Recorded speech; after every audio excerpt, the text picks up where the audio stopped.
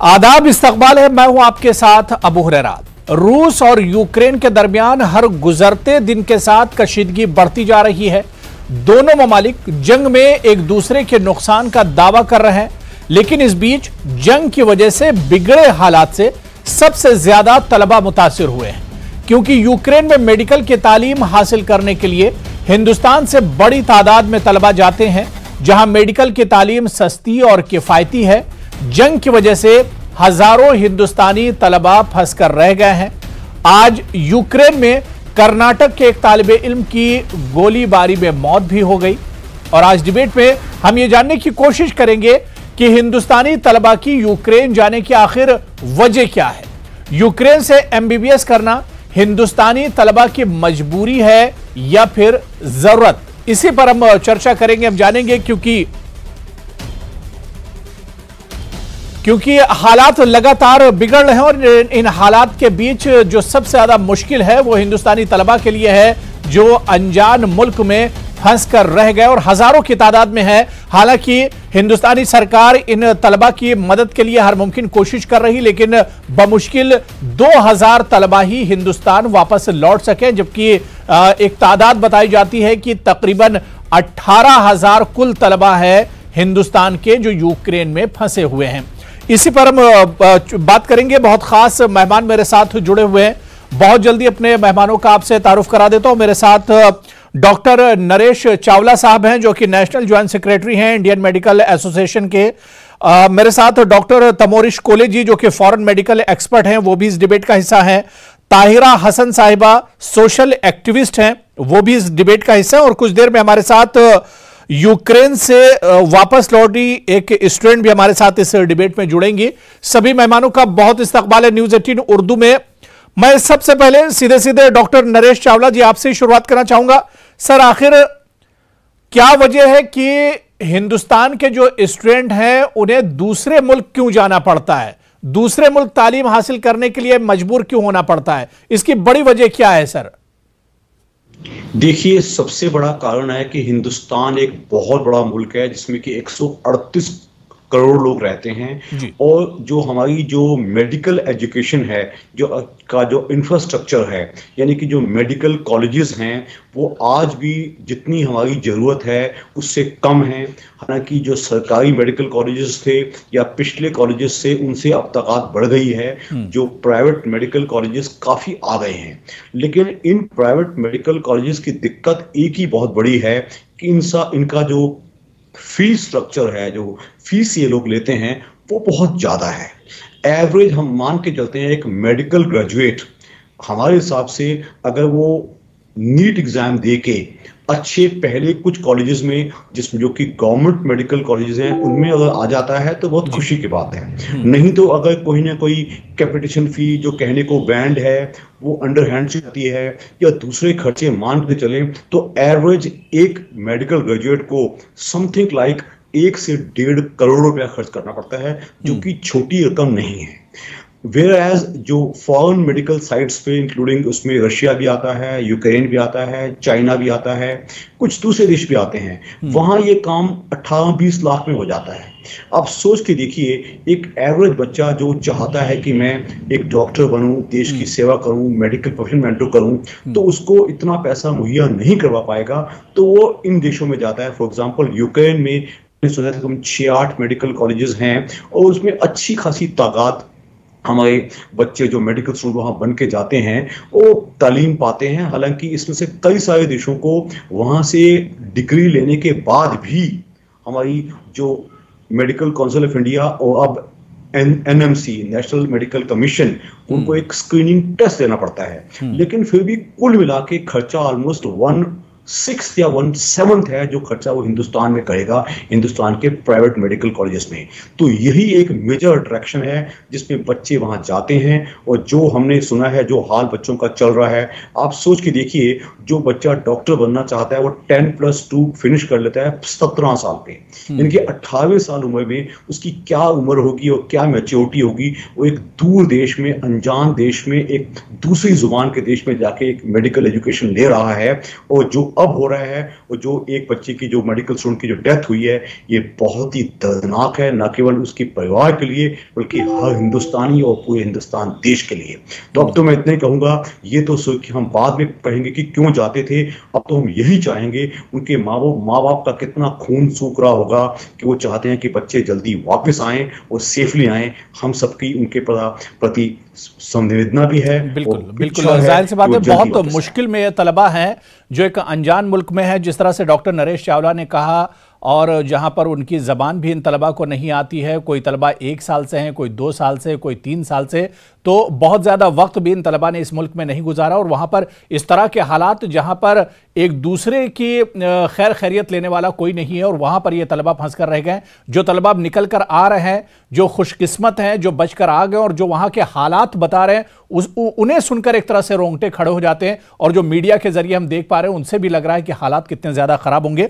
मैं डॉक्टर तमोरिश कोले जी आपके पास आना चाहूंगा। सर, जो चीज डॉक्टर नरेश चावला जी बता रहे थे कि यूक्रेन हो गया, रशिया हो गया, या और भी कई ममालिक हैं जहां पर कम खर्च में मेडिकल की पढ़ाई हो जाती है, इसके अलावा और भी कोई वजह है? क्योंकि हम इंडिया में देखते हैं कि मेडिकल के नाम पर डोनेशन फीस, बड़ी बड़ी मोटी फीस ली जाती हैं। इसके अलावा फिर यहां पर एंट्रेंस टेस्ट होते हैं, बहुत कुछ इस तरह के लवाजमात होते हैं। तो क्या यूक्रेन जैसे और भी जो मुल्क जहां पर हिंदुस्तान के लोग मेडिकल की पढ़ाई करने जो स्टूडेंट जाते हैं, क्या ये तमाम चीजें नहीं होती इन ममालिक में? कि मैं डॉक्टर चावला से बिल्कुल सहमत हूँ, और उन्होंने जो कारण बताया वो सच में एक ट्रूथ है। और यही एकमात्र कारण नहीं है कि ये सब स्टूडेंट्स बाहर जा रहे हैं। दूसरा कारण यह है जो आपने अभी बताया कि एक एंट्रेंस टेस्ट अभी जो नीट को कंपलसरी कर दिया गया है। पहले ऐसे नहीं था। पहले कोई हमारे नेशनल एंट्रेंस टेस्ट नहीं होता था, अपने अपने राज्य में होता था, और एक नेशनल एक दूसरा टेस्ट होता था। उस टाइम पे ये सब देशों में एंट्री लेना बहुत ही आसान थे। तो ये भी दूसरा कारण है कि बहुत सारे जो स्टूडेंट्स ये सब कंट्री में, और यूक्रेन अकेला कंट्री नहीं है, ऐसे 25 से 30 कंट्री है जहाँ पे इंडियन स्टूडेंट्स स्टडी कर रहे हैं जी। अब इसमें खर्चा के अलावा और एक डिफिकल्टी लेवल है कि ये जो पेशेंट्स है और ये जो नागरिक है वो सब देशों में इंग्लिश स्पीकिंग नहीं है। तो उनका भाषा सीखना, उनका सोशल कल्चर में मैच करना, और उसी टाइम डॉक्टरी सीखना, ये बिल्कुल बहुत ही एक डिफिकल्ट काम है। और हमने बहुत सारे ऐसे डॉक्टर्स को देखा है जो वापस आए हैं, और उनको काफी टाइम लगा इंडियन सिस्टम्स में हैबिचुएटेड होने के लिए, क्योंकि उनका जो शिक्षा है वो एक दूसरे देश और दूसरे भाषा में कंटिन्यू हो रहा था। तो वाला यूक्रेन में ये उतना समस्या नहीं है, क्योंकि यूक्रेन में जो मीडियम ऑफ इंस्ट्रक्शन और इंग्लिश है। मैं ये एक दूसरे एंगल से इसको देखना चाहता हूँ कि जैसे जैसे इतना स्टूडेंट्स एक देश से जा रहा है, एक देश का भी तरफ से एक प्लान होना चाहिए, जिसको मैं कॉन्टिजेंसी प्लान जैसे सोचना चाहूँगा कि आज यूक्रेन में ये स्थिति हो रहा है, कहीं दूसरे देश में ऐसी स्थिति हो सकता है। तो अभी वक्त आ गया कि हम एक कॉन्टिजेंसी प्लान बनाएं। उसमें इवैक्यूएशन तो एक शुरुआत, एक पार्ट है। दूसरे पार्ट है इनको रिहेबिलिटेशन। अभी ये स्टूडेंट्स को इंडियन कॉलेजेस में कैसे एडजस्ट कर पाएंगे अगर यूक्रेन में स्थितियां बिगड़ते रहे। तो ये सब जो हिस्सा है, ये इम्पोर्टेंट हिस्सा है, ये प्लान में लाना चाहिए। बिल्कुल। मेरे साथ इस वक्त नीलांशी चौधरी जो कि यूक्रेन से लौट कर आई हैं, वो स्टूडेंट हैं, वो भी मेरे साथ जुड़ चुकी हैं। नीलांशी चौधरी, आपका भी बहुत इस्तकबाल है न्यूज़ 18 उर्दू में। किन हालात में आपको यूक्रेन से लौटना पड़ा, और जब आप यूक्रेन से वापस हो रही थी उस वक्त वहां के हालात कैसे थे? नीलांशी।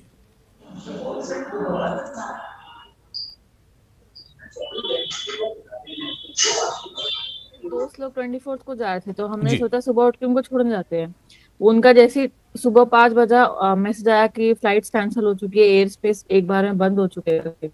हम सोचे क्या हो गया। बाद में मैसेज, मतलब वीडियोस फोटोस आने लग गए कि वो खारकिव में बॉम्ब ब्लास्ट का, कि बॉम्ब ब्लास्ट लगे। हमने फटाफट, मतलब फ्लाइट हमारा था बट वो सब कुछ कैंसिल हो जा रहा, हमें पता ही नहीं कैसे जाना है, क्या करना है, क्योंकि इंडियन एम्बेसी ने हमें 15 और 16 को कहा था कि you are advise to go, जबकि हम उनको 1 मंथ पहले से बोल रहे हैं कि सारी कंट्रीज के embassy like USA, Germany and सब लोग उनको कह रहे हैं कि लीव इमिडिएटली, आप अगर कोई रिस्पॉन्स दो तो हम जाए, बट आपने कुछ बोला ही नहीं है। अब आप 15 को बोलते हैं कि you are advise to go temporary. हमने जब तक टिकट्स बुक किए तब तक, लेकिन फिर वॉर ही हो गया। अभी फिर हम लोग आए, हम कैसे कैसे करके, हमको क्योंकि सब कैब्स, ट्रेन, बसेस कुछ अवेलेबल नहीं थी, हमने कैसे कैसे करके वहां के ड्राइवर्स को घूस खिला, एक्स्ट्रा पैसा दे के 2 लाख 3 लाख दे के हमने उनको बॉर्डर तक बोला कि हमें पहुंचा दो करके, तब जाके हमने बॉर्डर के तक पहुंचे। लेकिन वो बॉर्डर तक भी नहीं, बॉर्डर से काफी पहले पहुंचाया, बोला कि आप आगे चल के जाओ, आगे गाड़ी अलाउड नहीं है, आगे बहुत ट्रैफिक है। फिर हम 10-15 किलोमीटर सामान लेके, लगेज लेके पूरा रस्ते चढ़े, जहाँ पे हमें बहुत ठंडी थी, मतलब हमने 5 घंटे का जर्नी 24 घंटे में बस में बैठ के निकाला, क्योंकि ट्रैफिक इतने थे, जगह जगह पे चेक पोस्ट थे, यूक्रेन मिलिट्री आके हमें घुस के हमारा पासपोर्ट चेक करिए कि कौन है। हम हर जगह इंडियन फ्लैग्स लगा के चल रहे हैं कि हमें कोई रोके ना, बट फिर भी हमें रोका गया जगह जगह पे कि कौन है करके। समहाउ हम पहुंच गए बॉर्डर, हम चल के गए, वहां गए तो वहां देखे हम 5 से 6 हजार, कम से कम 5 से 6 हजार बच्चे ऑलरेडी सब ग्रिल्स पकड़े खड़े हैं भागने के लिए, लेकिन उन्होंने बॉर्डर क्लोज रखा हुआ है। बॉर्डर के बाहर किसी को जाने नहीं दिया जा रहा है, धक्का मुक्की हो रही है, लोग कैजुअलिटी आ रहे हैं, वहां पे गिर रहे हैं, चोट लग रही है, ठंडी से सब फेंट होके गिर जा रहे हैं, एम्बुलेंस आ रही है, एम्बुलेंस उठा के जा रही है, हम सब देख रहे हैं क्या करना है क्या नहीं करना है, कुछ समझ में नहीं आ रहा है। फिर कैसे कैसे करके उन्होंने एक प्रायोरिटी दिया हमें कि जो लड़कियां हैं, बहुत कैजुअलिटीज आ रहा है धक्का मुक्की में, हर क्योंकि because not only Indians, Africans, Egyptians, हर सबको भागना था, नाइजीरियंस, सब लोग वहीं पे थे। नीलांशी, अभी इंडियन स्टूडेंट की बात करें तो कितनी बड़ी तादाद में अभी वहां पर होंगे इंडियन स्टूडेंट्स? अभी क्या वहां पर और भी स्टूडेंट हैं जो फंसे हुए हैं, जो मजबूर हैं, जो आ नहीं सकते हैं? अभी भी अटके हैं, बिकॉज अब तक इवैक्यूएशन में खाली 1400 स्टूडेंट्स आए हैं, टोटल 1400 आए हुए हैं। मेरे सारे दोस्त, मैं जिनके साथ बस में आई, मेरे कलीग्स सब उधर बॉर्डर पे अटके, कोई बॉर्डर के इस तरफ है, कोई बॉर्डर के उस तरफ है, किसी से मैं टच में नहीं हूँ, कुछ लोग मिसिंग जा रहे हैं 2 दिन से, उनका फोन बंद है, किसी को आता पता नहीं, किसी ने देखा नहीं उन्हें, तो हमें कुछ पता। मैं कैसे कैसे करके मैं पहुंची, बॉर्डर क्रॉस किया मैंने, बट अभी मेरे जो कलीग्स है, मैं यहाँ पे आ गई बट मैं इतनी खुश नहीं हूँ, मेरे कलीग्स वहीं पे सब अटके हुए हैं। तो मैं ये गवर्नमेंट से बोलना चाहूंगी कि प्लीज खार्किव, सुमी, इन सब जगह पे प्लीज इमीडिएट इवैक्यूएशन किया जाए, बिकॉज वहां पे बच्चे वहीं के वहीं 4-5 दिन से उनको खाने पीने को कुछ नहीं है। वो वहां के लोग मुझे मैसेज कर रहे हैं, प्लीज हेल्प अस। बिल्कुल, यानी जो स्टूडेंट वहां पर अभी भी स्टक है, जो फंसे हुए हैं, वो बहुत मुश्किल हालात में और दिन ब दिन हालात बिगड़ते जा रहे हैं। मैं ताहिरा हसन साहिबा आपके पास आना चाहूंगा। ताहिरा जी, डॉक्टर्स को भी आपने सुना कि क्या मजबूरी या क्या वजह होती है जो स्टूडेंट मेडिकल की पढ़ाई के लिए यूक्रेन या रशिया या दूसरे ममालिक जाते हैं, और जो तालिबा नीलांशी से जो बात हो रही थी, उन्होंने जो बताया कि किस तरह के वहां पर हालात हैं।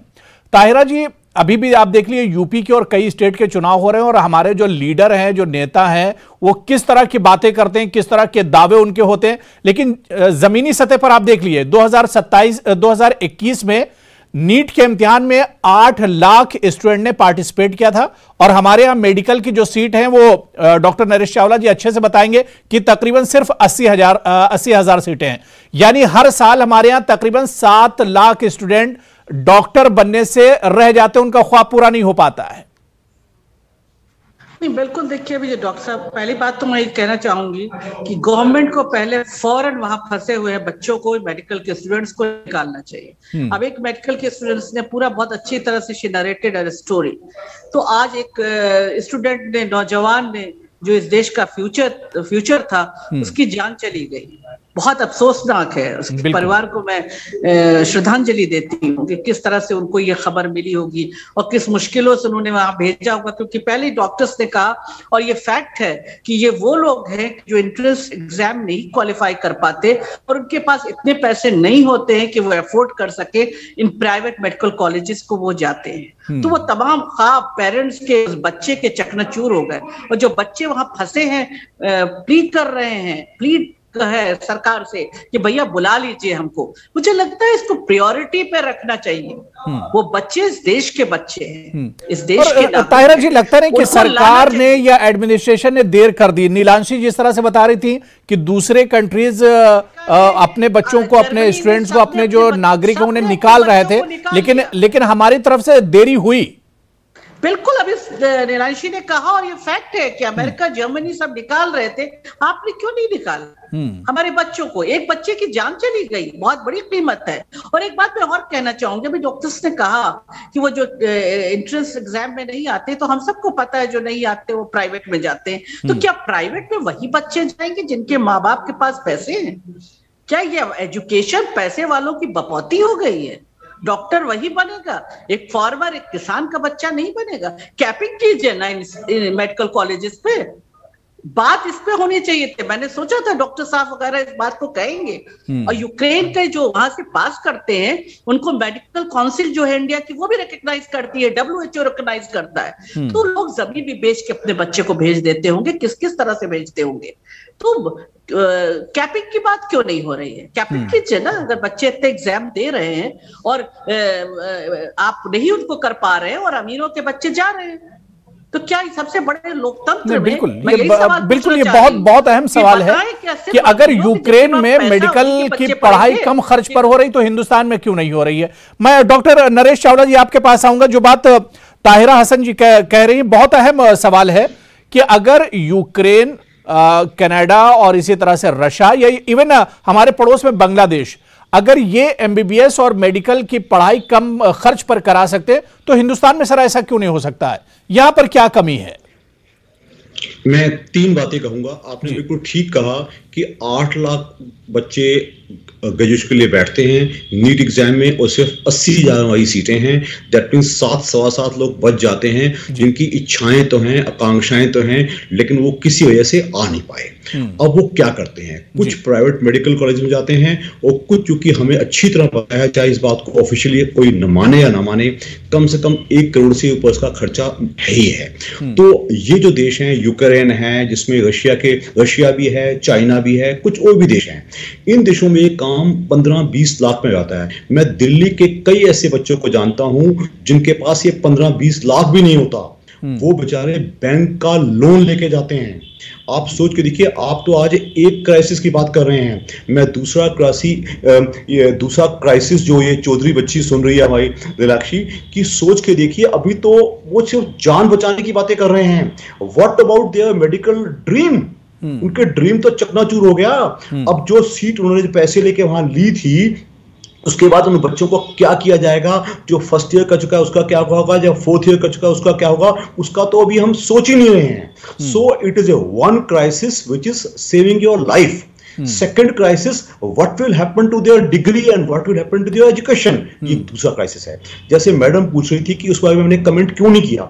Yes, there has been a demand by Indian medical association to somehow create such colleges where खर्चा कम हो। वो गवर्नमेंट मेडिकल कॉलेजेस में तो कम होता है, लेकिन एक प्राइवेट इन्वेस्टर है, there are many colleges which are owned by ministers, which are owned by MPs, etc. मैं ज्यादा बोलूंगा नहीं इस बारे में, लेकिन वो चूंकि वो कहते हैं कि हमारे इन्वेस्टमेंट्स इतनी लगी हुई है तो हम रिकवरी कहां से हो। That means ultimately it boils down to business and commerce. तो यही, this is where the government has to come in and somehow कुछ ऐसा क्रिएट किया जाए कि हमारी, और ये भी बात मैं कह दूं, हमारे देश की medical education is the best, चाहे वो प्राइवेट में हो चाहे वो गवर्नमेंट में हो। आज भी जो दूसरे मुल्कों से करके आते हैं, बिल्कुल एजुकेशन बेस्ट जरूर है सर, लेकिन सबके बस का ये नहीं है। आज अगर हमारे कर्नाटक के एक स्टूडेंट की कीमती जान चली गई तो इसी वजह से कि उसके वालिदैन हिंदुस्तान में उसे मेडिकल की तालीम नहीं दिला सकते थे, यहाँ का खर्च जो है बर्दाश्त नहीं कर सकते थे। मैं डॉक्टर तमोरिश कोले जी आपके पास आना चाहूंगा, क्या हिंदुस्तान में मुमकिन नहीं है? आखिर वजह क्या है? इतना महंगा मेडिकल या मेडिकल की पढ़ाई इतनी महंगी यहाँ पर क्यों हो जाती है?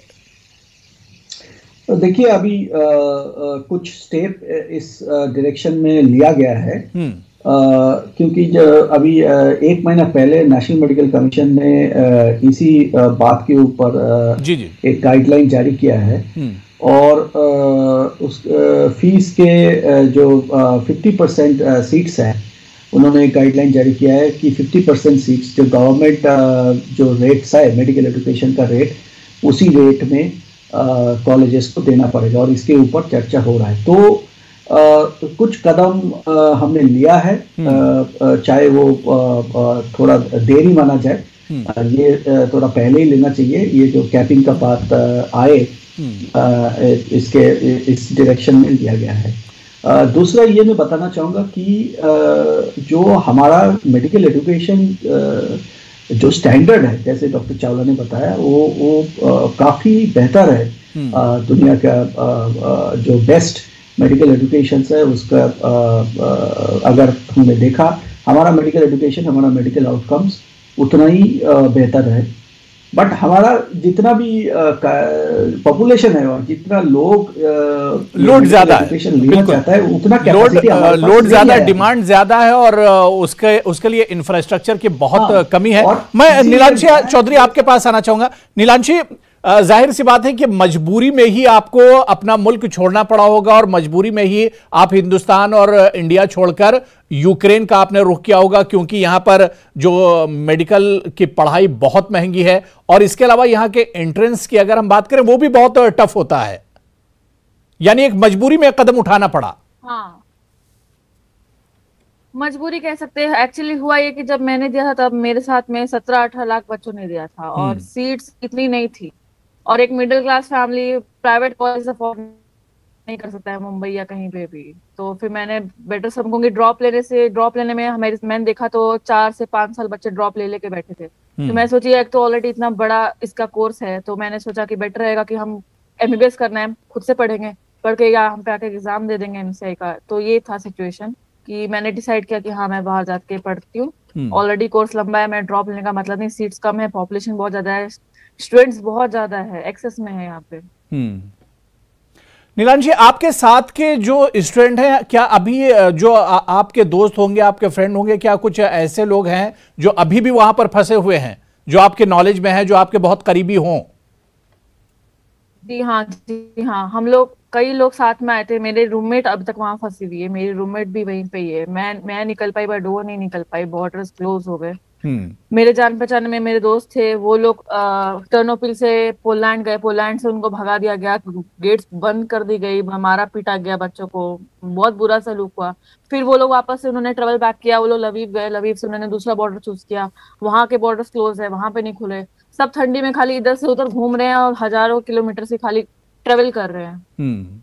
तो बहुत मुश्किलात का सामना करना पड़ा। और अब क्योंकि हालात, नीलांशी, जब आप आई होंगी तो हालात इतने ज्यादा खराब नहीं होंगे, लेकिन अब तो हर रोज हालात बिगड़ते जा रहे हैं, मजीद हालात खराब हो रहे हैं। और ऐसे में जो आपके क्लासमेट होंगे, आपके जानने वाले, आपके दोस्त होंगे, वो और ज्यादा मुश्किल में होंगे। लेकिन हम दुआ करते हैं कि वो सही सलामत हिंदुस्तान वापस आ जाए। मैं एक आखिरी सवाल ताहिरा हसन जी, कि अब यहां से एक सबक लेना चाहिए, हिंदुस्तान की सरकार को इस पर काम करना चाहिए। जो बड़े बड़े दावे तो इलेक्शनों में जरूर किए जाते हैं हमारे नेताओं की तरफ से और सरकारों की तरफ से, लेकिन इस पर अब हकीकत में काम होना चाहिए। नहीं, बिल्कुल सीरियसली मैंने कहा प्रायोरिटी पे लेना चाहिए।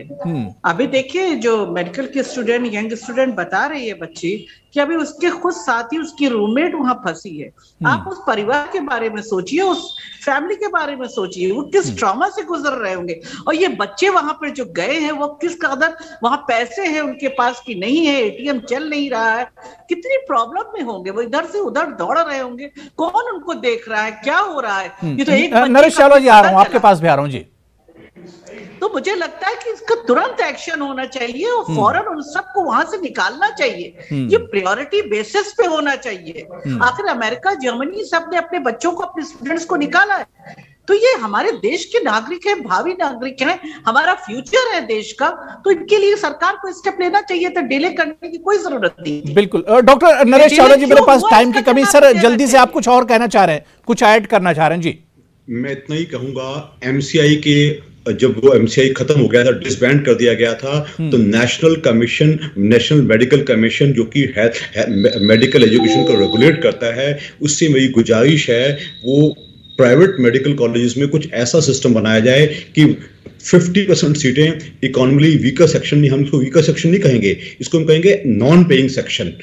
ऐसा कुछ किया जाए ताकि जो आम बच्चा जो 20 लाख में वहां जाके कर सकता है, उसको 20-25 लाख में अगर हिंदुस्तान में मिल जाए। एंड डोंट माइंड कि जो क्लिनिकल एक्सपीरियंस हमें हिंदुस्तान या हिंदुस्तान की जनता या हिंदुस्तान की कंडीशन सिखा सकती हैं, वो हम किसी बाहरी देश में नहीं सीख सकते। हमने देखा है खुलेआम, जो बच्चे वहां से पढ़ के आते हैं उनको कम से कम 4-4, 5-5, 6 साल लग जाते हैं यहाँ के लोगों की कंडीशन जानने में, एग्जाम पास करने में वगैरह वगैरह। तो आई वुड विश ये बच्चे यहीं खपत हो जाए, यहीं ये डॉक्टर बन जाए और यहीं ये बेहतर डॉक्टर बन पाए और देश की सेवा कर पाए और बच्चों की सेफ्टी भी रही, यही सबसे बेस्ट होगा मेरे हिसाब से। नहीं, बिल्कुल जाहिर सी बात है कि सरकारों को अब यहां से सबक लेना चाहिए। और अब सबसे अहम यह हो जाता है कि हिंदुस्तान के जितने तलबा इस वक्त यूक्रेन में फंसे हुए, हमारी दुआ है, हम यही उम्मीद करते हैं कि वो सही सलामत वापस आएंगे। और हिंदुस्तानी सरकार को भी चाहिए कि फौकियत दी जाए और तरजीही बुनियाद पर इन तलबा को वहां से वापस बुलाना चाहिए। और अब यहां से सरकारों को सबक भी लेना चाहिए कि आगे क्या कुछ करने की जरूरत है।